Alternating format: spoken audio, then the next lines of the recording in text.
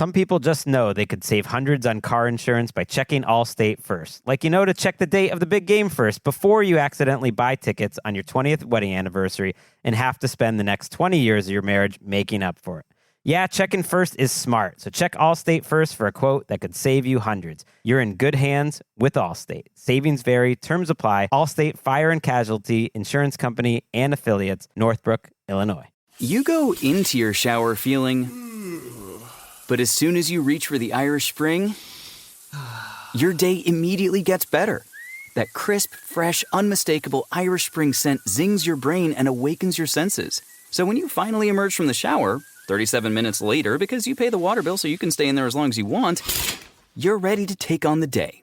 And smell great doing it. Irish Spring Body Wash and Bar Soap. Fresh, green, Irish. Shop now at Walmart.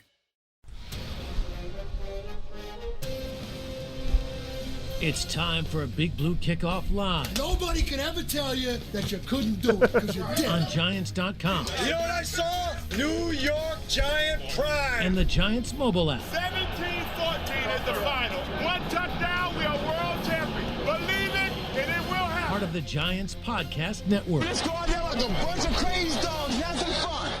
Hello, everybody. It's Monday morning. I would say happy, but we're not. It's Big Blue Kickoff Live, presented by Cadillac, the official luxury vehicle of the New York Football Giants. Schmeelk and Citak with you, taking your calls. Giants, a very disappointing 21-18 defeat to the Washington Commanders. I'm sure you guys have seen the stats by now. First time in the history of the NFL, a team has scored 3 touchdowns, given up none, and lost a football game.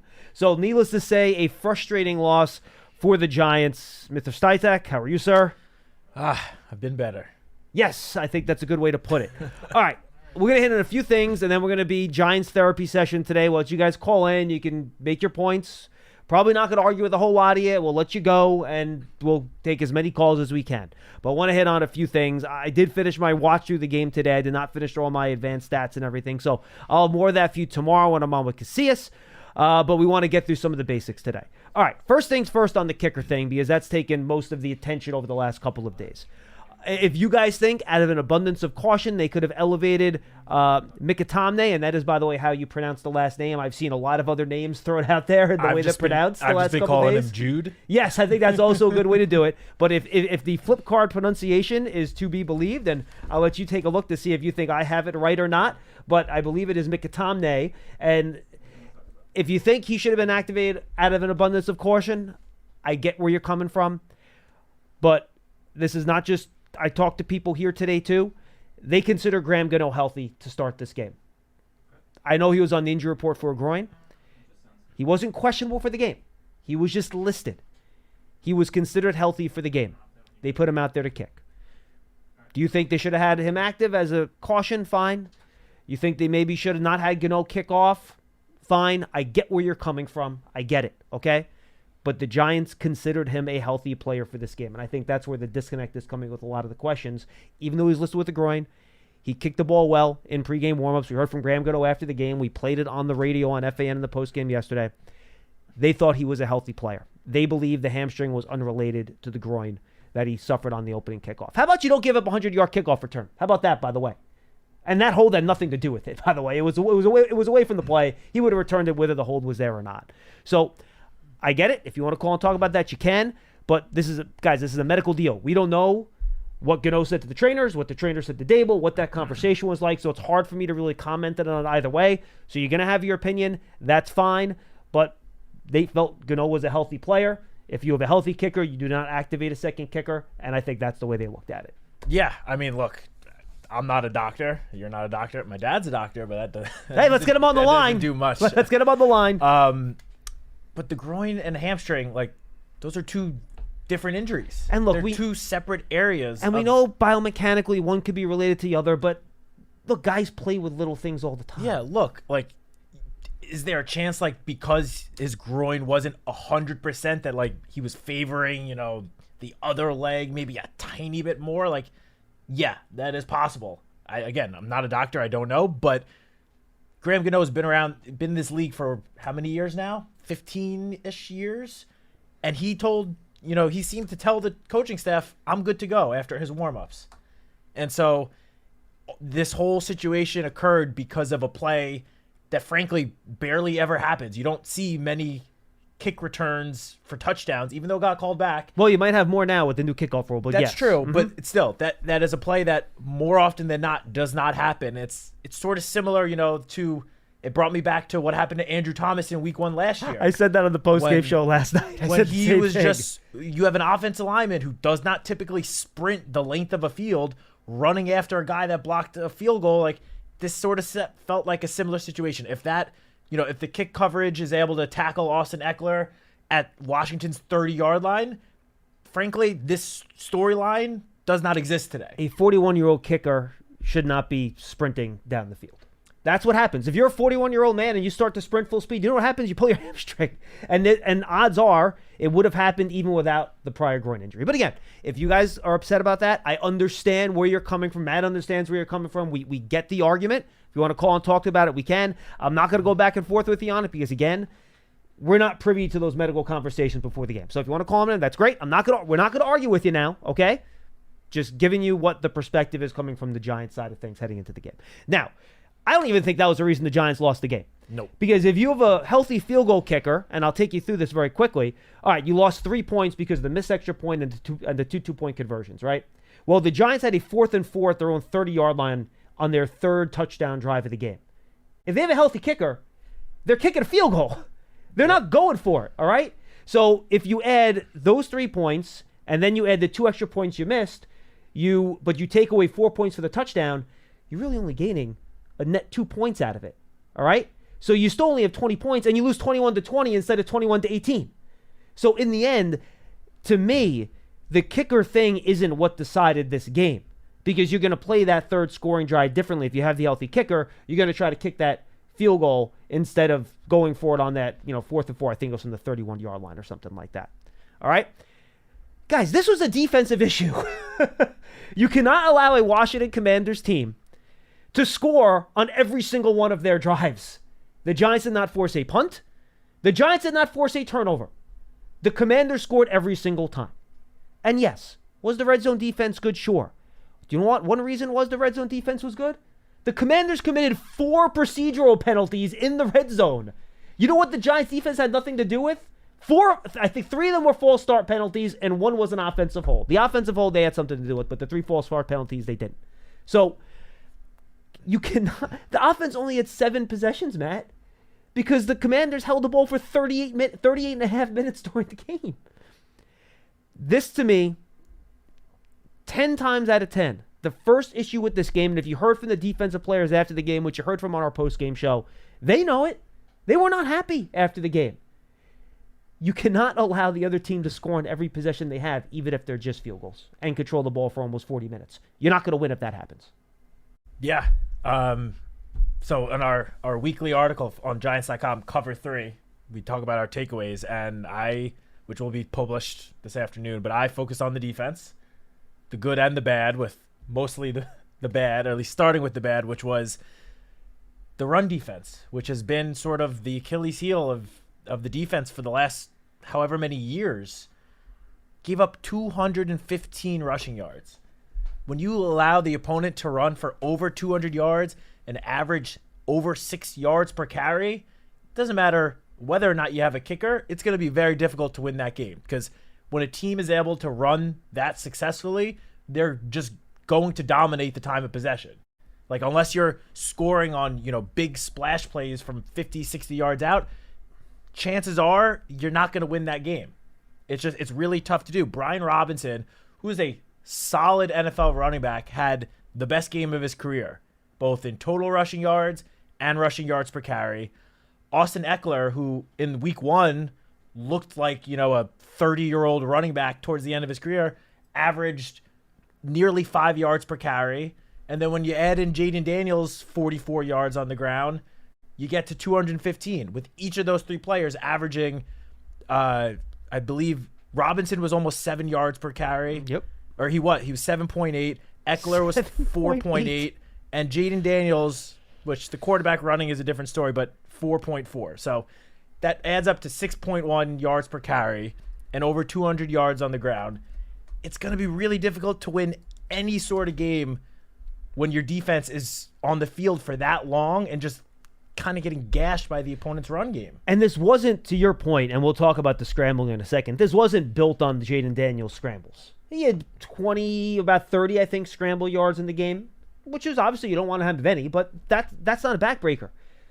They had 180 traditional run yards. If you take Jaden Daniels' running yards out of it, Robinson and Eckler still combined for 180 yards, and I believe on those carries they combined for over 7 yards per carry. All right? That's a problem. It's hard to win football games that way. And to your point, this is not Christian McCaffrey we're dealing with here. This is not Kyle Shanahan's schemed up run game. All right? You can't give up that many rushing yards. And you just saw they're able to get big run after big run, a 40-yard run for Brian Robinson, a 32-yard run for Brian Robinson in this game. You had Austin Eckler, and I guess I'll get to it now. 3rd and 14, runs for 13 yards. And by the way, that was one of those red zone opportunities where they were going to go for it on that 4th and 1. It's very difficult to stop teams on 4th and 1, but they had a false start penalty, so they ended up kicking a field goal. In this game, Matt, this is the last thing I went through before we jumped on the air because I thought it was significant. The Commanders converted a 3rd down of 9 yards, 13 yards, 13 yards. Those are on the same drive, by the way, which turned into a field goal, and 8 yards. Then they had another 3rd and 10 in which they gained 9 yards, went for it on 4th down, got the 1st down. So that's almost a quasi-conversion because you almost get there. And then you had that 13-yard run by Eckler on the 3rd and 14, where again, they would have went for it on 4th down if not for that false start penalty on the 4th and 1. So that is 6 third downs of 8 yards or more that this team allowed 4 straight-up conversions and 2 others where they set themselves up for a 4th and 1. This to a team which in week 1 did not convert 1 third down of more than 6 yards with a rookie quarterback. Zach Ertz, Terry McLaurin, and no one else that has a history of success, of big-time success in the National Football League. Zacchaeus has some plays here or there, so does De'Ami Brown, I get that. But looking at this offense before the week started, Matt, if I would have told you they got them into all these 3rd and longs, I would have said that's a victory. You're going to win that game. You're going to force punts. Giants could not get off the field, despite the fact they got him into 3rd and 9, 3rd and 10, 3rd and 14, 3rd and 13, 3rd and 13, 3rd and 8. They scored on every drive. Well, I think they finished 7 of 14 on 3rd down. 7 of Commanders 14 in this game. 50%. You can't have that. You're not going to win football games if the defense plays this way. And this is against the Commanders. What happens when you go face the Cowboys in 2 weeks with CeeDee Lamb and Dak Prescott? And Joe Burrow and Jamar Chase 2 weeks after that? Or Seahawks with Geno Smith and that entire offense DK Metcalf in between those 2 games. Jalen Hurts, Saquon Barkley, A.J. Brown, Devonta Smith. These are the opponents that are coming up.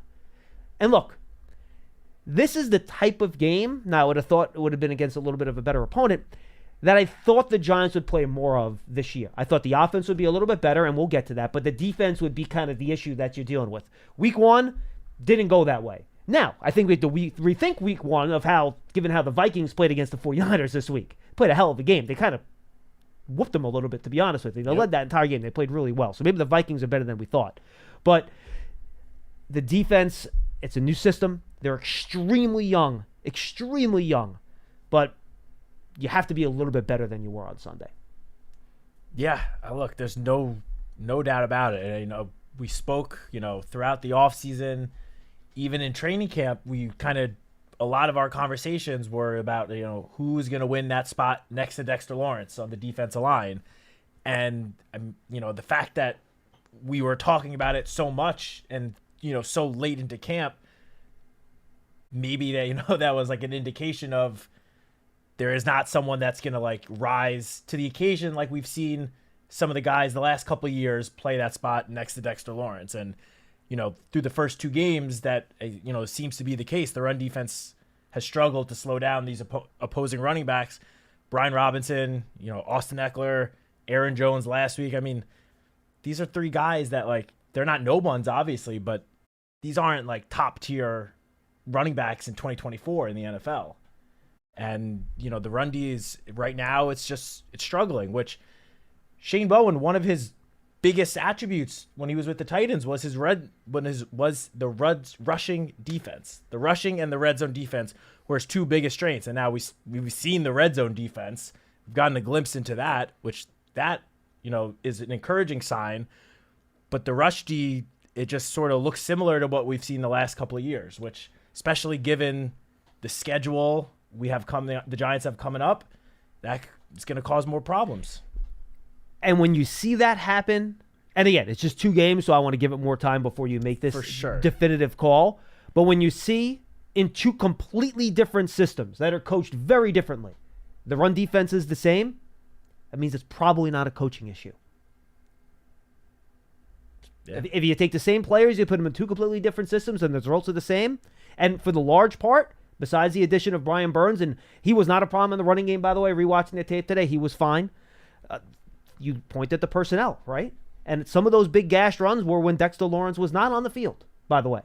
I do think they miss Sean Robinson. He was good against the run last year. I think that hurts a little bit. But, look, it's just it has to be better. And then in the secondary, like, Noah Brown can't have space where there's nobody within 15 yards of him on a third down. Like, just wide open. Like, you can't have that. I mean, early in the game, too many quick screens outside, right, where just catch it, run for 6 or 7 yards. There's no back-breaking plays, but they put you into good situations on second and third down where you can gain. So, again, it's early, very young. I have confidence they'll figure it out. Shane Bowen has a history of success in this league. Yep. But it's going to have to improve. And look, the players know it. They said it after the game. I'm not saying anything these players didn't say themselves in the post-game show. But obviously, the defense just not good enough out there. The offense, on the other hand, was better. But before we Yes, go, please go ahead. Before we go on to the Drew offense, Phillips, you want to hit? I do Perfect. want to just hit. And again, I know the Giants lost, and it's tough to hang your hat on any positives, but there were 2 pretty glaring positives to me coming out of yesterday's game, and that was the Giants' rookie day 2 picks. For the second consecutive game, Tyler Newman was on the field for every single defensive snap. He seems to just have slotted right into Xavier McKinney's role. Now, he still has got some development and growth to do to reach the level of Xavier McKinney, of course, but considering he missed time in training camp and it's only his first 2 NFL games, he's gotten off to a very solid start. He looks to be just like a reliable guy in the secondary, which this defense could definitely use. And then Drew Phillips. Drew Phillips looked great out there yesterday. It's a tackling machine. He's a tackling machine is right. He was good in coverage. He was kind of all over the field. And week 1, he showed some flashes, but he only was on the field, I think, for like 16 defensive snaps. Yep. He played a lot more yesterday I and can tell you. Let me kept check. that strong play pretty consistent. I believe he was on the field for 66 out of 72 plays, That sounds right. which I believe is like 92%.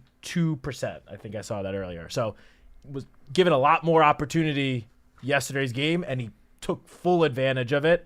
I mean, we already knew going into the season that he was going to be the starting nickel corner. Joe Shane said that at his press conference at the end of training camp, but he looks like he belongs in the NFL. He's 2 games into his NFL career, and he's matching up against opposing teams, slot receivers.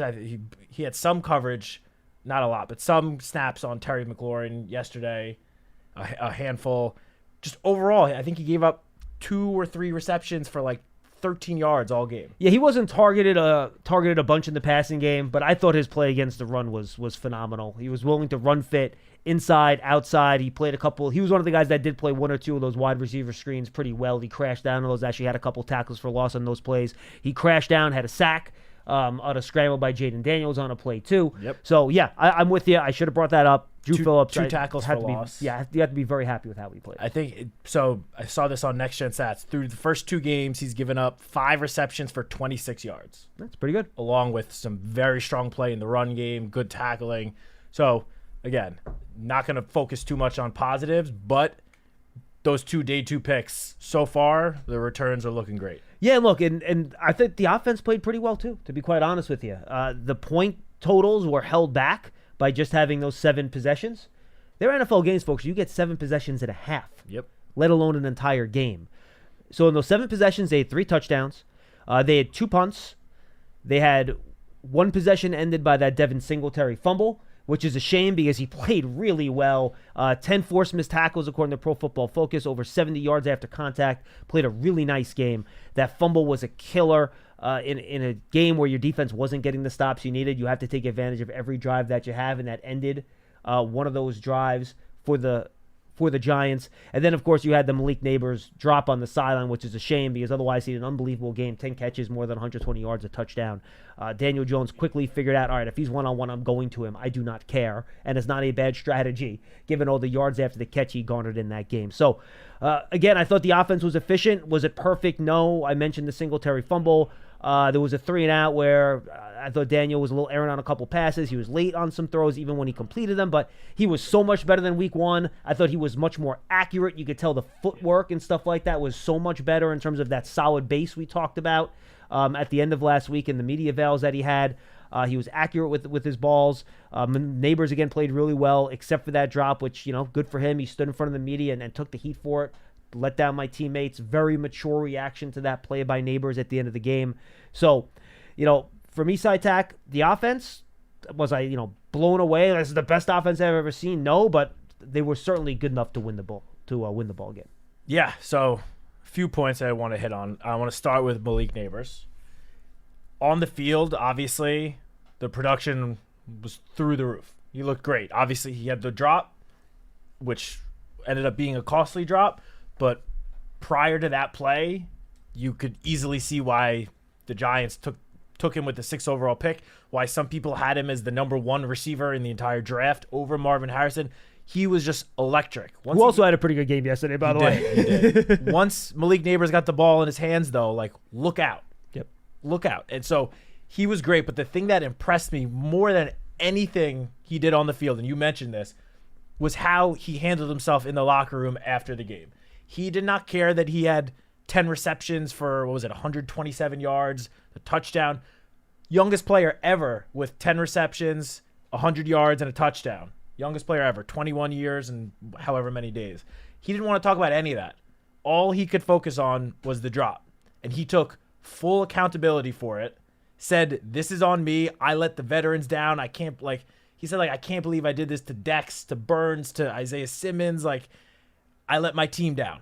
He didn't want to talk about any of the positives, which for a rookie 21-year-old wide receiver, a position that across the league, has the reputation of sometimes having, big personalities, he took full accountability for the one drop, which was the only downside to an otherwise stellar game out of the rookie wide receiver. So kudos to Malik Neighbors for that. That has me really encouraged about just his future overall. I think he's clearly has the makings on the field of being a top receiver in the NFL. And I think he kind of showed with how he handled himself in the locker room after that he's got the makings to also be just a great leader, which is something, every team could use more of. To Daniel Jones, as you said, I thought he played a pretty good game. It wasn't, eye-opening numbers popping off of the page stats, but the Giants did not lose the game because of how Daniel Jones played. He did almost all he could to help the team, put the team in a situation to help them win a ball game. I thought he looked pretty good again. His numbers, under pressure, he had a 98.2 passer rating on the 7 attempts he had under pressure yesterday, according to Next Gen Stats. I feel like we would sign up for that in a heartbeat. Any quarterback getting pressure to have a nearly 100 passer rating. So, and then we did not mention, which was another I thought pretty encouraging sign from the offense, was the play of the offensive line. I thought the protection, again, last week we spoke about how the protection was a little bit better than the final numbers showed because, last week in the week 1 game, Daniel Jones kind of, walked himself into a couple of sacks. Yesterday, he only got sacked once. And I believe it was Andrew Thomas, of all people, that got credited with allowing the sack, which he still had a very good game outside of one play. And that was a cleanup sack. Pressure initially came, I think, from Van Roten's guy, and that flushed him out a little bit into Thomas's guy, who Thomas did have blocked on the play. Yeah, but overall, I thought those 5 guys played, very well. I thought this was one of John Michael Schmitz's best games in the NFL. Yeah, I thought he played well too. We saw good play out of John Runyon. Didn't give up, according to PFF, didn't give up a single pressure. Illuminor only gave up 2 total pressures. Van Roden only gave up 2 total pressures. Overall, I thought the line played pretty well. And yeah, about Singletary, as you said, it's sort of a shame that one play is going to overshadow an otherwise good game, but there's no denying that fumble was very costly, and it likely took points off of, or what would have been points off of the board for the Giants. Well, with the kicker situation, who knows? But overall, the offense played how I expected them to play against this Commanders defense. I think it is important to just keep in mind that Commanders defense isn't that great. No one thinks they're that great. Much bigger test next week against the Browns defense that is excellent. Yeah, the Vikings were a good test in week 1, especially, as you said, especially looking at how they played against the 49ers yesterday. And then these next 2 weeks are really going to be tough tests for the offense, going up against the Cleveland Browns and then the Dallas Cowboys in prime time on a short week. So I'm interested to see how this unit performs in these next couple of weeks because, again, they have some very tough tests. But yesterday against the Commanders, they played exactly how I was hoping that they would play. All right, Brian Dable did talk to the media about 10 minutes or so ago. Paulie Dots sent me a couple updates on what he said. He said Gano's probably going to be a couple weeks. They're going to work out some guys and decide how to proceed from there. Wasn't happy with the run fits and tackling, not up to standard. Ball security needs to improve. Hyatt, he got about a dozen plays, 14. Nothing to do with him. They just like some of the other personnel groupings better. They ran the ball well. I remember they talked about the first week. They had a little of that 2 tight end stuff, but they couldn't run it out of that. They ran it really well out of that 2 tight end stuff this week. Dable on the run defense front wasn't tentative. Must do a better job of controlling the gaps and then making sure to tackle. So those are most of the things there. Got to finish, chasing, gang tackle, finish blocks, things like that. So nothing crazy there. No concern with any reported injury to Cordell Flott either. So not a ton from Brian Dable today. Of course, we'll hear from him on Wednesday, the next time he has a media availability. Some people just know they could save hundreds on car insurance by checking Allstate first. Like, to check the date of the big game first before you accidentally buy tickets on your 20th wedding anniversary and have to spend the next 20 years of your marriage making up for it. Yeah, checking first is smart. So check Allstate first for a quote that could save you hundreds. You're in good hands with Allstate. Savings vary. Terms apply. Allstate Fire and Casualty Insurance Company and Affiliates, Northbrook, Illinois. All right, let's get to the phones. 201-939-4513. 201-939-4513. Don't forget, guys, John Settle Podcast. Rapid reaction to the game yesterday. That's Madeline and Toomer, correct, Pearson? Madeline and Monty Toomer. That's up there on the John Settle Podcast feed right now. Later on today, I'll be recording something with Brian Baldinger. Baldy will make his debut. He's going to join us throughout the year this year. That'll go up tomorrow on the John Settle Podcast, and maybe a couple other little nuggets dropping from Baldy as well. Stay tuned to the Giants' social platforms over the next couple of days. You might see those things too. All right, let's get to it. Giants therapy session, half an hour, 201-939-4513. We're going to let you guys go. We understand you're upset. We're here for you. Let's go to, why not? Wilson and Roxbury. We'll just lead off and pull the Band-Aid. Wilson, what's going on? Hey, Johnny. Hey, Matt. How are you? Let's pull the Band-Aid. Listen, before I start, I want everybody, all the media, and all the people that play for the Giants, I want to ask them a favor. I don't want to hear anymore Brian Dable, Coach of the Year. That currency is over. It's gone. That currency is done. And another thing I don't want to hear is, well, the players play hard. All right, this is not pre-football. All right, this is not like, attaboy, pat in the back, you guys play hard, but you lost. Okay, it's done. This is over. Lance told me last week that this is the highest form of football. So let's treat it that way. Okay, play hard. You get paid, so you're supposed to play hard. Now, having said that, I'm going to start.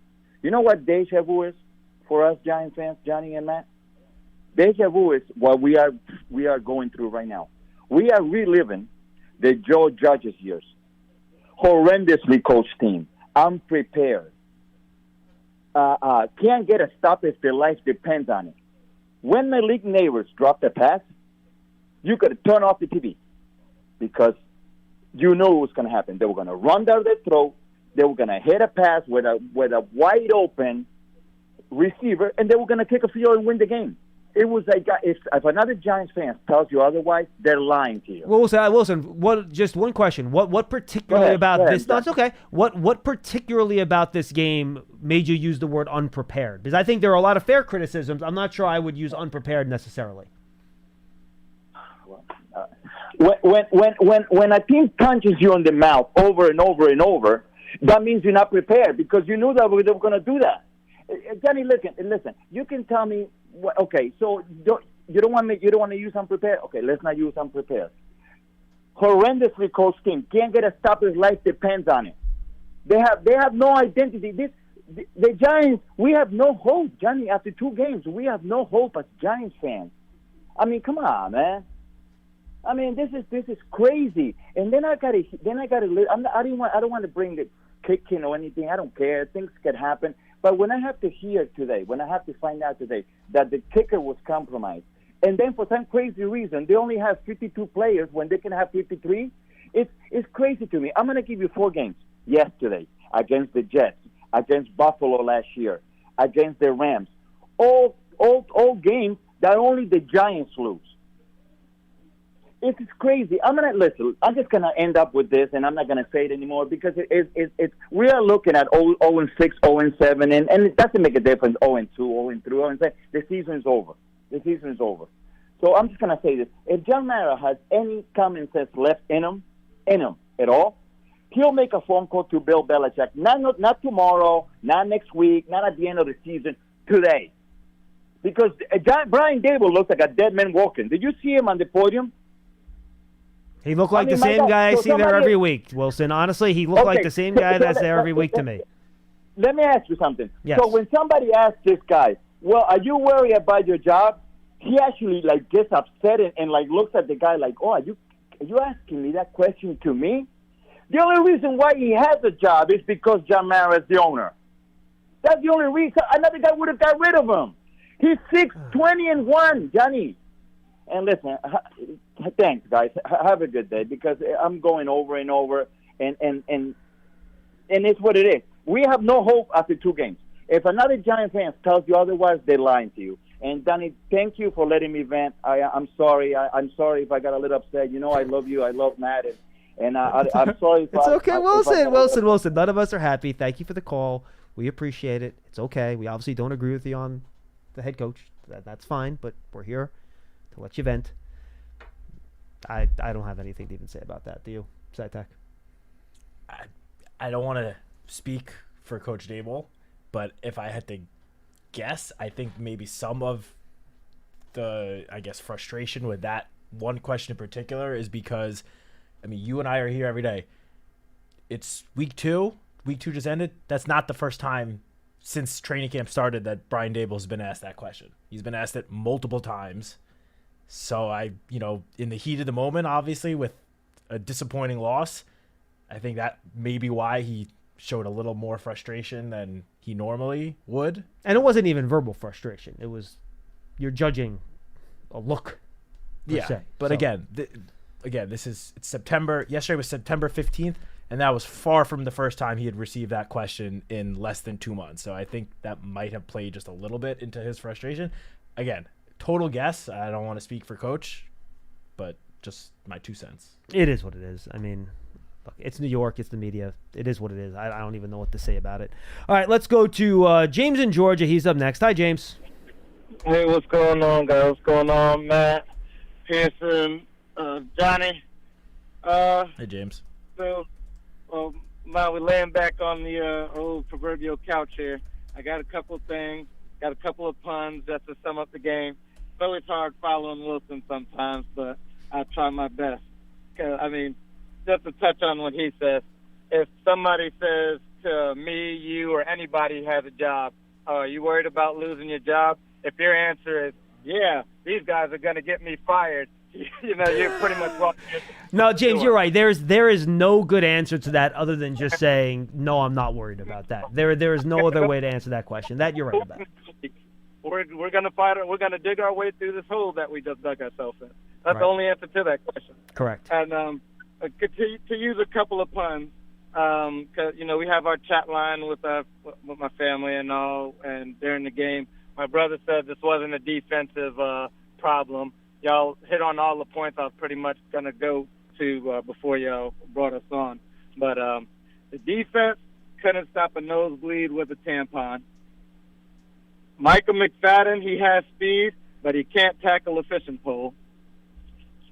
we have Jamie Gillum. Why practice him at halftime if you're not going to go even attempt the late field goal? I get the two-point conversions during the game, but when you get into low time like we were at the end of the game, if he misses the kick, it's no worse off than if Jones would have taken a sack on that fourth down, or if Malik Neighbors would have dropped the ball. You know what I mean? So in that instance, I would have trotted the kicker out there and say, please make this, try your best, son. Try to give us the lead, see what you can do. Because obviously it was holding them out of the end zone.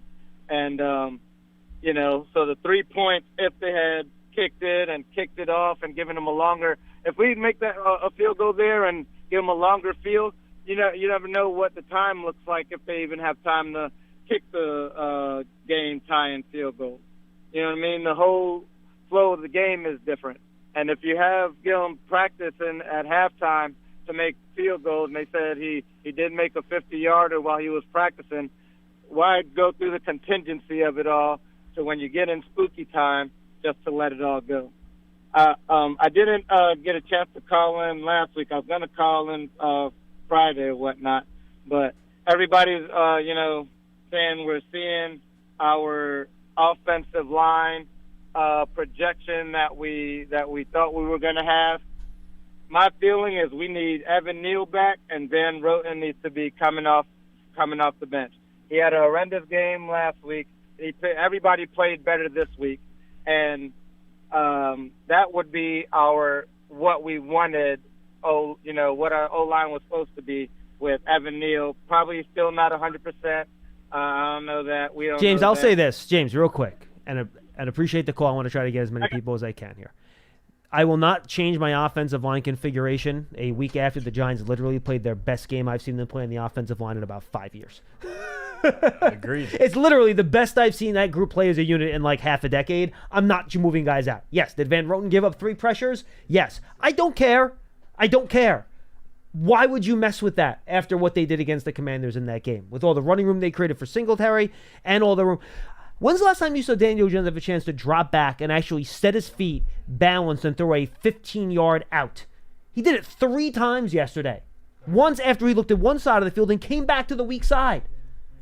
He actually had time to do that. I'm not messing with the offensive line. Sorry, I'm not messing with it. I'm not. No, especially with the constant rotation we had on the offensive line last year.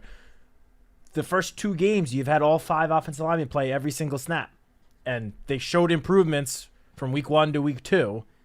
And this is also, Carmen Brasillo, when the position coaches met with the media last week, he even said that this is the offensive line in particular, when you have a group of new guys, 3 new starters, that is a group that is going to continue to get better as the season goes on. He said, basically something along the lines of, I don't want you to really judge the offensive line until we get to like October, middle of October, and that's when you'll really see what this offensive line is supposed to be. So if he doesn't even think that the offensive line is going to reach its peak for another month or so, and the line has already shown encouraging signs yesterday, like, sign me up for that. Why would you make any changes to that? I would not. All right, let's go to DJ in Virginia. He's up next. Hi, DJ. Hey, guys. How's it going? We're good. All right. So I'm frustrated, man. This goes back to a question I asked you guys, I think, week 1 of last year when we had the blowout with Dallas. What exactly is this team's identity? So, when I look around the league, you look at teams like San Fran, San Fran's identity, they run a lot of screens, a lot of misdirection, they run the ball, they play strong defense. You look at Pittsburgh, good defense, they get after the passer with TJ Watt and Highsmith. They play, a lot of running the ball, a lot of, keep the score low, limit the mistakes. Even with Jim Harbaugh, like in his first year, you see his identity, like you run the ball, play defense. How is it we're in year 3, and yet I still don't know exactly what our identity is? Well, DJ, I do think that they purposely tried to undergo an identity shift from last year to this year based on the personnel changes they made, right? You look at the offensive side of the ball, you move on from Saquon Barkley, so you're not going to be as much of a run-heavy team like this team was the last 2 years when I think Saquon was what the identity of this offense was. He left. So you had to change your identity, right? Now it's going to be more around getting Malik Neighbors the ball, working some things out of play action, things of that nature. Both teams have started against them this year with a lot of two safeties high. You got to take advantage of that and run the football. That's what I think the offense is going to be. Defensively, they want to be a team that wins up front, specifically with the pass rush. The problem is you can't get to that pass rush if you can't stop the run. And, we heard on Hard Knocks, Brian Dable talk about one of the reasons he wanted to bring in Shane Bowen, Matt, is because of the history his teams have had of stopping the run. We just haven't seen that show up the first 2 weeks here in 2024. And again, just the first 2 games in their new court and new system. But I don't think you're going to see that identity on defense, which I think is getting to the quarterback with your front four, really show up until you do the, blue collar work first, which is stopping the run on early downs. For sure. And again, I don't want to give any excuses, but just keep in mind that one of the starting inside linebackers did not play at all in week 1 because he was still coming back from an injury, and Micah McFadden, who turned around yesterday and was the team's leading tackler. So whether or not you think he had a perfect game, he clearly made an impact. And then in terms of yesterday's game, again, it's not an excuse, but any defensive coach will tell you that it is a little tougher to stop the run game when you have a quarterback like Jaden Daniels, who was so much of a capable runner. I mean, there is a reason why the Baltimore Ravens, the last couple of years since Lamar Jackson's been the starting quarterback there, have had the highest yards per carry of any team in the league.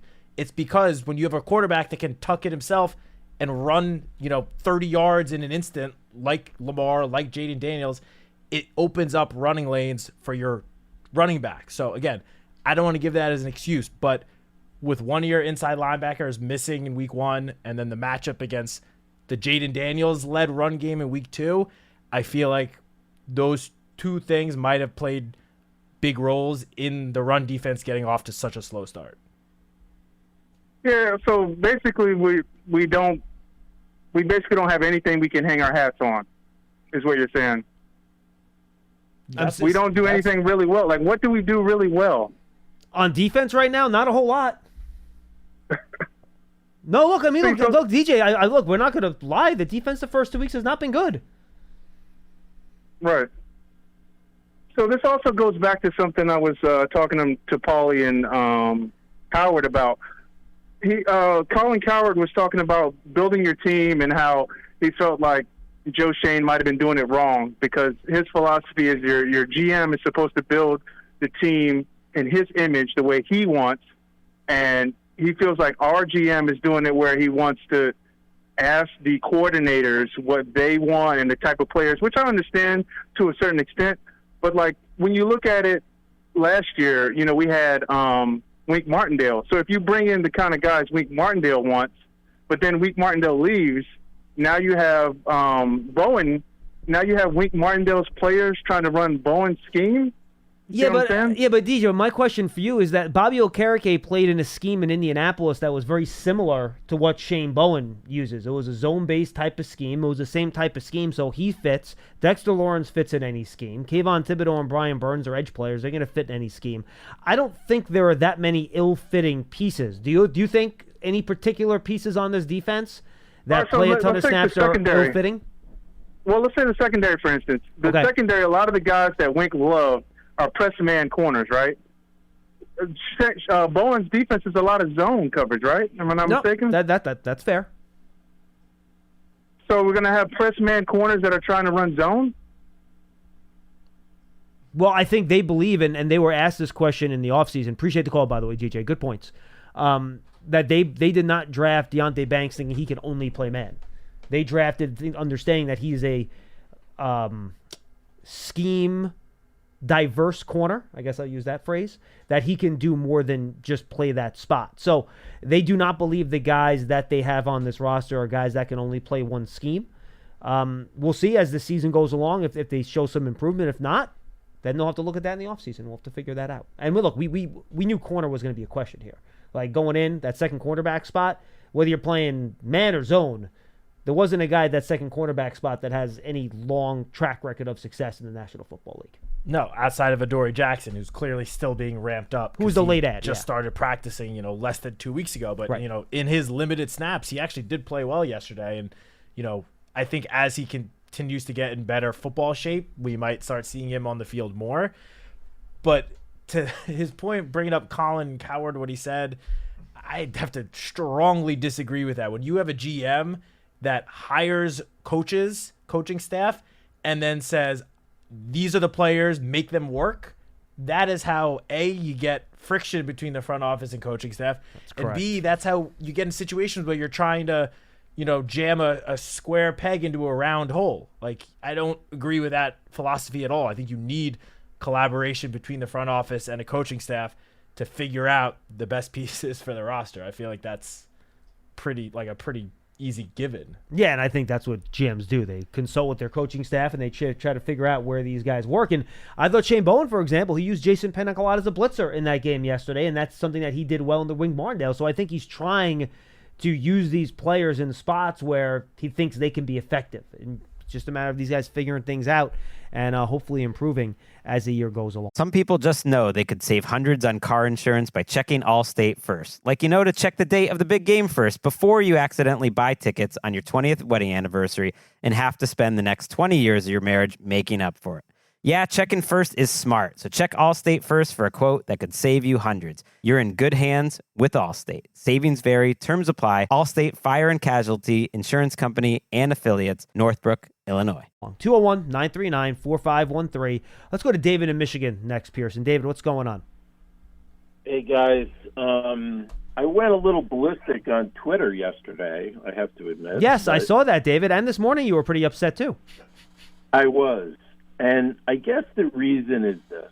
And, I think Wilson mentioned lack of prep. And you guys said, where was the lack of prep? And I still say the lack of prep was in the preseason. And I don't care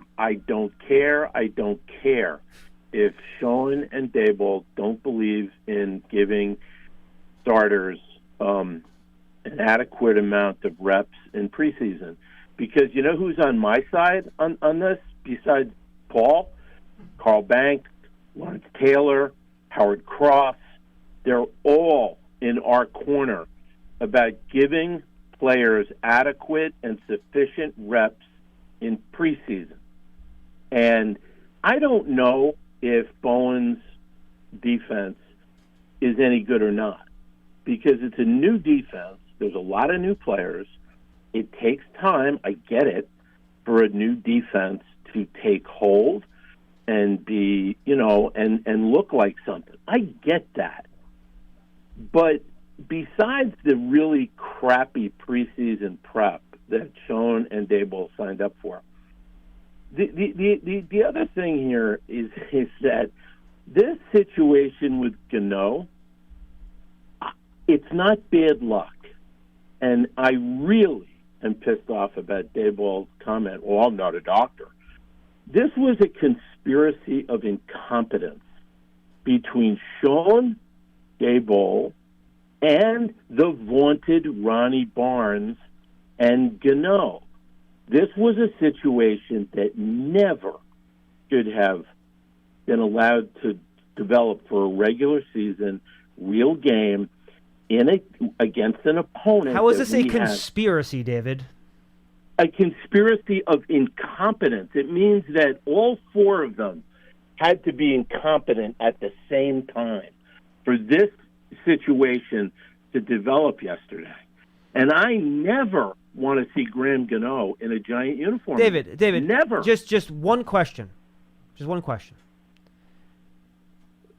If Gano does not have the groin injury, okay? Just, yeah. I'm putting you in a hypothetical world. Let's say he does not have the groin injury, okay? Yeah.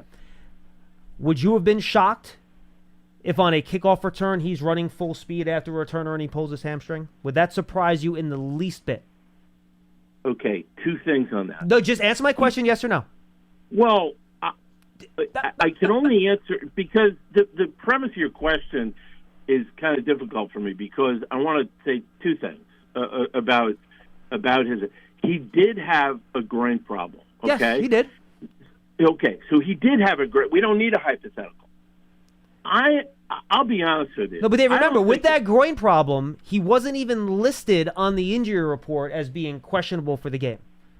Okay, but I will tell you, as a guy who, it's been a while, I admit it, since I played ball, but when you have an injury like that and it's not all the way healed, you risk injuring something else while you're doing it.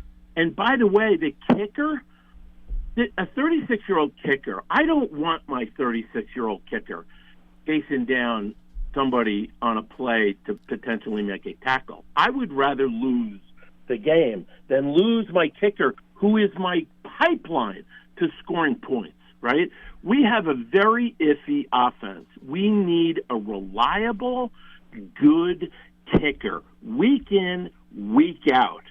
And this reliance on 36-year-old Graham Gano, who folded last year and is having problems this year, Well, he got hurt is an last year. act of incompetence on the part of the coach and the general manager. David, there are And 36 and 37-year-old kickers all over the NFL. I got to tell you guys, I don't care. I've seen enough of this guy, his injury. When he's 100% healthy, he's a very reliable kicker. But you know what? Let's turn the page. We have every possibility, and here's the last point I want to make. Hey, David, real quick. David, one quick, every real quick. possibility. David, Very one quick, second. very David, quick. 1 second. I will let you finish. Yeah, okay. I will Okay. let you finish. Would you like to have Justin Tucker as your kicker right now? I'm sorry? Would you like to have Justin Tucker as your kicker right now? I don't. Is that I don't know who the Justin Tucker is. Justin Tucker might be the best kicker in the history of the league and probably the best kicker in the NFL, and he is 36 years old. My point is that Okay, 36 for a but kicker, and that- Gano's 37, by the way. That is Okay, not considered okay. extremely old. But That's the only is a point I'm making. That is a hypothetical not available to us. No, but David, that's not the point I'm making. The point I'm making is that 36 or 37 years old is not necessarily old for a kicker in the National Okay, Football League. I'm That's also all I'm talking saying. about a guy. I'm also talking about a guy, and I realize kickers kicked into their 40s. Okay, I get it. But this guy he's had a lot of injuries. We are so dependent on a reliable, decent kicker, given where we are on our trajectory, that I'm done with Graham Gano. I don't want to see him in a giant uniform anymore. Now, let me just one last thing. Yep. It is abundantly clear to me that we have every possibility of going 0-17 this year. We really do. Maybe we'll beat the Panthers, maybe. But so I'm like, I don't even want to watch these games live. You know, I want to watch them. I'm going to watch them on tape delay, I think, because all I care about is positioning us for the best draft picks next year. Because there's nothing else. We're not going to beat any of these teams coming up. David, the team, no NFL team tanks. That's not how this works. You know that. No. I'm not. No. I don't want to tank. I am never in favor of tanking. What I'm saying is, I look at our schedule, and I would never tank. But my expectation is that I see one game on the schedule that I feel confident we can actually win. And I'm going to say something positive. Some of these draft picks, like Drew Phillips, Malik, some of these other guys, fantastic. What a promising squad we have. But I'm not convinced anymore because of how Dable and Schoen have put this together and the decisions that they make. I'm not convinced that this is the regime. So I'm all in. Like, I've had it. I'm not wasting my Sunday afternoons anymore watching these games live. If they happen to turn in a good game, I'll watch it on tape delay. But I'm not going to tell my family that I'm out off limits during Giant games anymore. It's not worth it. David, I understand your frustration. Thanks a lot for the call. We appreciate it. Anything on that? I do just have to point out, because it was bothering me because he mispronounced his name about 6 times. It's Shane. That's the only thing I have to say. And I'll just throw this out there. You talk about Graham Gano's injury history. From 2013, 16 games, 16 games, 16 games, 16 games, 16 games, 12 games in 2018, 16 games, 17 games, 17 games, 8 games. So last year was only one of 2 years in the last 11 of Graham Gano's career. We did not play in every game. And last week he was 2 for 2, including a 50-yard field goal. Yes. And looked like his normal self. Correct. And again, we understand if, you think you should have the other guy active as a contingency or not going to do kickoffs. I get all that. That's fine. I understand where you're coming from on that. But, and they also just signed Gano to a contract extension right before last season, so you're not just going to let him go. Yeah, I mean, again. Because he had literally one of the best kicking seasons in the history of football in 2022. Yeah, the kicker situation yesterday, again, as we said earlier, I can understand, some frustration behind that. But to say that Graham Gano should never kick for the Giants again, I think is a bit of an overreaction. I think that's a little strong. Let's go to Len in Columbia, Maryland. Hi, Len. Hey, guys. How you doing? Could be better, Len. How are you? Oh, boy. That was pretty distressing yesterday. Look, two bad teams playing a sloppy game. If there's going to be a matchup this year where there will be more marginal NFL players dressed, it'll be hard to find. It'll be hard to find.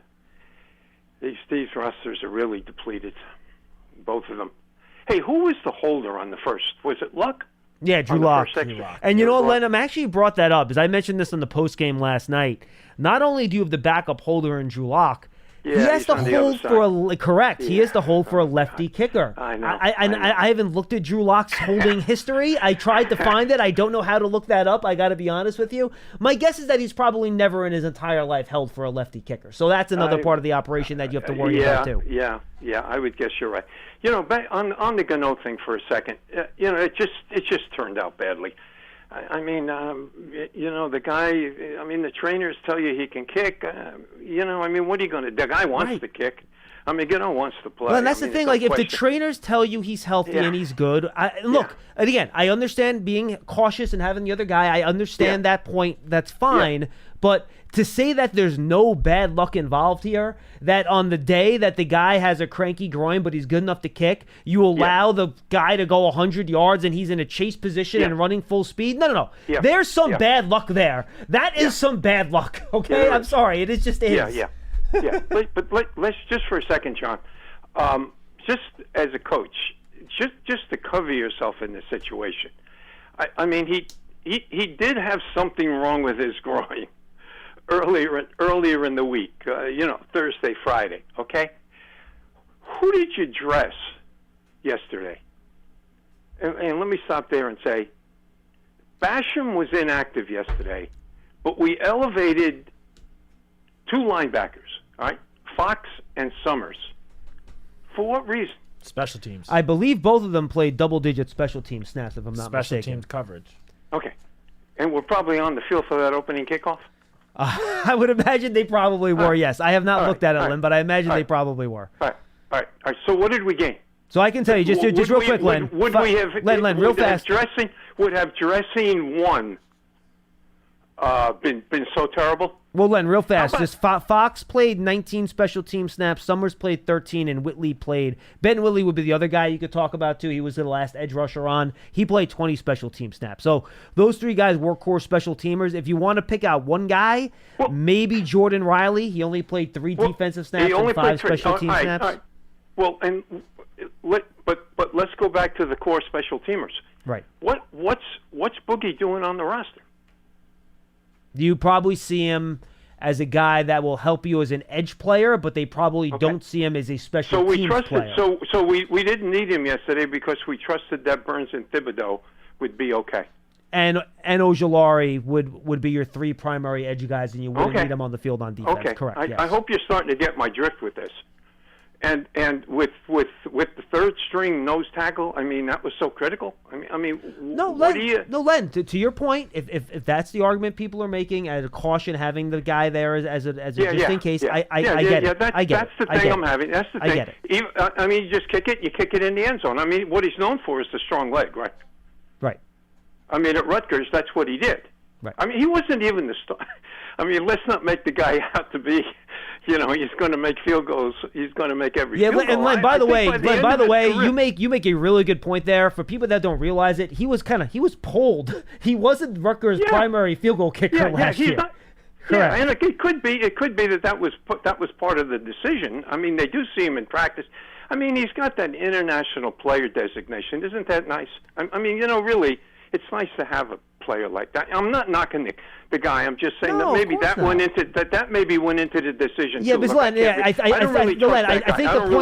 think the point you're making. He's not taking up a regular practice squad spot. This is a bonus player. Yeah. So it kind of clouds what the thoughts are about the player in terms of being on the roster. You know what I mean? Right. Yeah. I get you. But now we can go through the whole roster. But just let me mention another name. Yes. It was important to have Evan Neal dressed yesterday.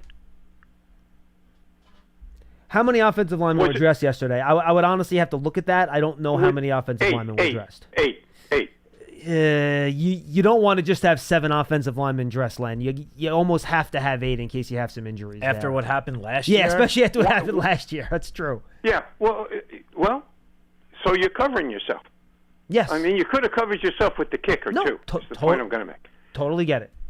Yeah. Okay. Let me move on a little bit. Can we play over and under? Sure. Here's the number, 70. I'm not going to like this game, but okay. Okay, no, you're not going to like it. You're not going to like where I'm going with this. You're not going to like where I'm going with this. I'm going to make Citak play this game. I'm going to use 70. Matt, I'm going to use 70. Here we go. I'm going to do a little arithmetic. 31 teams other than the Giants. Conservatively, they're each carrying 3 tight ends. That's 93 tight ends in the league, other than the 3 1/3 tight ends that the Giants carry. That is, I don't know if Jackson's a special team player, a fullback, or a tight end. Okay, so we'll give him a third. So there's 93 tight ends in the league. Okay, other than who the Giants are carrying. Here's my thing: over or under. 70 of them could start for the Giants tomorrow. I told you, Citak, you're playing this game, not me. Go ahead. 70 of the tight ends around the league could start for the Giants tomorrow. Under. Yeah, I think that's an under. Okay, Matt, Theo Johnson is a rookie 4th-round pick. No one's going to go out and say that he's this stud core piece of the offense yet. He's a guy that's going to need some time to grow and develop. And at least yesterday was used more as a blocker than he was running routes. And he was pretty good as a blocker. Matt, what are you saying? Should he? I'm saying Theo Johnson should be. Could 70 guys start over Johnson? No. Wait, over Johnson or over Theo Johnson? Well, no, over Theo Johnson, the 4th-round pick. 70? I think Len. I think that's a lot. So you're telling me 10 third-string tight ends around the league are better than Theo Johnson? Yeah. Could start. Do I want Johnson? I think that's a little strong. Wait, God. Do I want Johnson on my team? Yes. Is he a starter? No. How about Bellinger? Bellinger played 4 snaps. 4 snaps. Is that 2022? John, we keep coming back to this, you and I, on the second day of that 2022 draft. Oh my God, that's beginning to look like a washout. How many downs did Bellinger play yesterday from scrimmage? 4? Mm-hmm. You mean Manhurst played? Manhurst, who wasn't even a football player in college, he was a basketball player, played more downs. Manhurst is a blocker. Let's do the over and under. Manhurst is a blocker. Matt, 60, 50, 40, 30. How many? Come on, we have no tight ends. Definitely less than 60. Right now, it's the worst tight end room in the league. It's the worst tight end room in the league, and I'm not even sure they're blocking.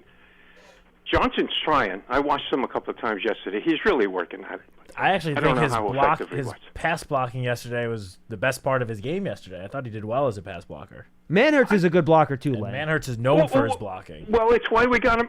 It's why we got him. I'm talking about starting now. I'm not talking about making the team. I'm talking about starters. Len, no one would argue that when you're starting a rookie 4th-round pick at tight end, and Len, appreciate the call. We're over time here. No one would argue that you're rolling out a top tight end group in the league. No, you expect growing Correct. pains. Yes.